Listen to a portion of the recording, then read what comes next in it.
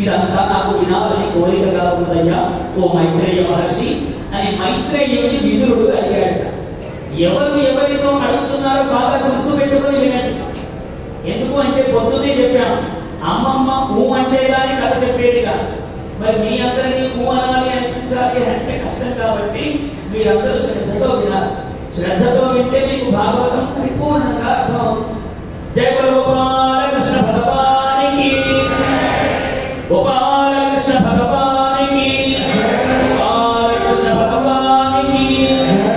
మైత్రేయుడు విదురుడితో తెలియజేస్తూ ఉన్నాడు. ఒకనాడు కల్పాంతమున బ్రహ్మదేవుడు నిద్రపోతూ ఉన్నాడట. నిద్రపోతూ ఉంటే సృష్టి అంతా నీళ్లతో మునిగిపోయి ఉన్నదట. నీళ్లతో మునిగిపోయి ఉంటే బ్రహ్మదేవునికి విష్ణుమూర్తి ఒక ఆదేశాన్ని ఇచ్చాడట.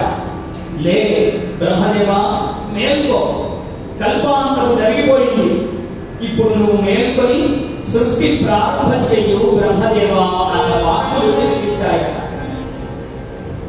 ఎప్పుడైతే ఆ వాక్కులు వినిపించాయో ఆ వాక్కులు ఓంకార ధ్వని రూపంలో బ్రహ్మదేవుడికి వినిపించాయట. ఆ ఓంకారమే వేదములై ప్రతిధ్వనించే, ఆ ఓంకారమే వేదములుగా స్వీకరించాడట బ్రహ్మదేవుడు.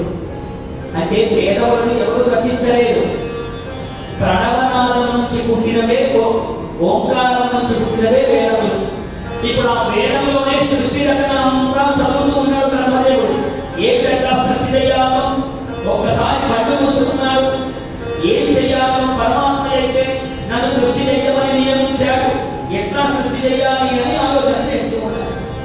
ఆలోచన చేస్తూ ఉంటే ఎంత తనకు అసలు జీవాన్ని నేను ఎట్లా పుట్టించాలి ఆలోచనకు అంతు తెగడం లేదు. ఒక్కొక్కసారి మనకు అనిపిస్తూ ఉంటుందండి, ఏదైనా గొప్ప పని మనకి ఎవరైనా అప్పచెప్పారనుకోండి, దాని గురించి ఆలోచిస్తూ ఆలోచిస్తూ మనం అంటాం, అబ్బా నిజంగా శరీరం బక్కలైపోతుంది, బుర్ర బక్కలైపోతుంది, కానీ నాకు ఈ ఆలోచన తగ్గడం లేదు అంటాం.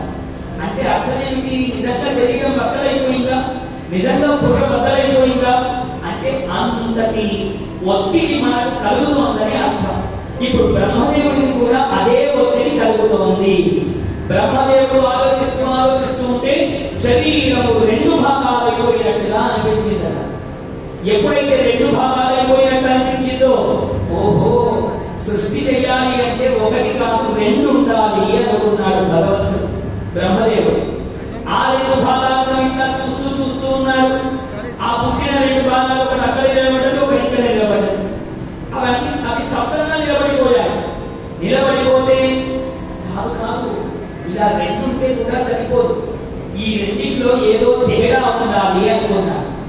ఆ తేడా చేత ఏర్పడ్డ దృఢ శరీరమునకు మగ శరీరమని పేరు. ఒక శరీరం బాగా దృఢంగా ఏర్పడ్డది, ఆ దృఢ శరీరానికి మగ శరీరము అని పేరు పెట్టారు. ఇంకో శరీరం చాలా అందముగా ఏర్పడ్డది, దాని పేరు ఆడ శరీరము. సృష్టి చేయాలి అంటే మగ ఆడ రెండు ఉండాలని బ్రహ్మదేవుడు తెలుసుకున్నాడు. ఆడ శరీరం ఎటువైపు ఉన్నది, మగ శరీరం ఎటువైపు ఉన్నది. ఉన్న ఆ రెండు శరీరాలు అలా నిలబడే ఉన్నాయి, అవి ఏమీ చేయడం లేదు. బ్రహ్మదేవుడు ఆలోచిస్తున్నారు, ఇలా నిలబడి ఉంటే సృష్టి ఎట్లా ముందుకు పోవాలి? ఈ రెండింటి మధ్య ఆకర్షణ పెట్టవలే అన్నాడు. ఈ రెండింటికి ఒక రకమైన ఆకర్షణ కనుక పెట్టామా, వీరు మిథున ధర్మం చేత ఇద్దరు దగ్గరవుతారు, అప్పుడు సృష్టి ముందు పెడుతుంది, కొత్త జీవాలన్నీ సృష్టి అవుతాయి అని అనుకుని వెంటనే ఆ రెండింటి మధ్యలో ఆకర్షణకు పెట్టారట. అంటే ఈ పురుష శరీరం స్త్రీ శరీరాన్ని చూసే విధంగా, స్త్రీ శరీరం పురుష శరీరాన్ని చూసే విధంగా, చూసి మోహము పొందే విధంగా ఆ శరీరం అంతా మార్చారట. ఇప్పుడు ఆ రెండు శరీరాలు ఆకర్షణను పొందుతూ ఉన్నాయి. పొందుతూ ఉంటే బ్రహ్మదేవుడికి వేదం గుర్తొచ్చింది. వేదం గుర్తొచ్చి